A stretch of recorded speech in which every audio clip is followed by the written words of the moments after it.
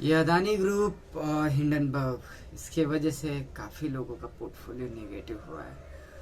अगर मैं बात करूँ, बहुत से लोगों का पोर्टफोलियो जो लॉन्ग टर्म के लिए रखे थे वहाँ पे भी कहीं ना कहीं अगर 20 सिक्योरिटीज है तो 4-5 ऐसे स्टॉक्स होंगे जो कि काफ़ी निगेटिव हुए होंगे।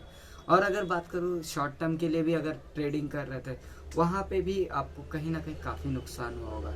तो आप एक काम कर सकते हैं, फाइनेंशियल ईयर एंड आ रहा है तो ये जितने भी लॉस हुए हैं उसको बुक कीजिए और उसको आप सेट ऑफ कीजिए अपने कैपिटल गेन के अगेंस्ट। फॉर एग्जांपल अगर आपके पास लॉन्ग टर्म में अगर आपके पास लॉन्ग टर्म में कैपिटल गेन हो रहा है तो आप सेम डे पे सेल कीजिए और लॉन्ग टर्म का कैपिटल गेन ये फाइनेंशियल ईयर का शो कीजिए।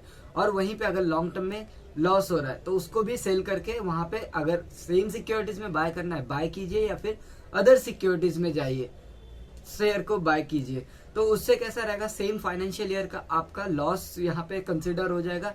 तो long term capital gain tax और short term capital gain tax में जो भी एडजस्टमेंट करने के बाद ओवर एंड 1 लाख रुपीज तक का आपका एग्जम्पशन तो रहता ही है, राइट।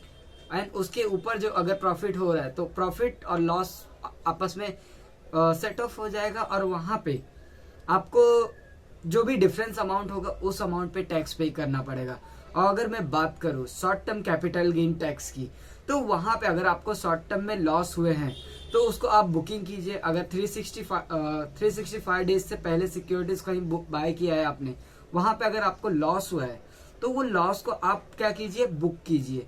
एंड उसको क्या कीजिए, आप long short term capital gain जो भी हो रहे हैं उनके अगेंस्ट सेट ऑफ कर सकते हैं। और वही शॉर्ट टर्म कैपिटल गेन को आप शॉर्ट टर्म कैपिटल लॉस को आप लॉन्ग टर्म कैपिटल गेन के अगेंस्ट भी सेट ऑफ कर सकते हैं।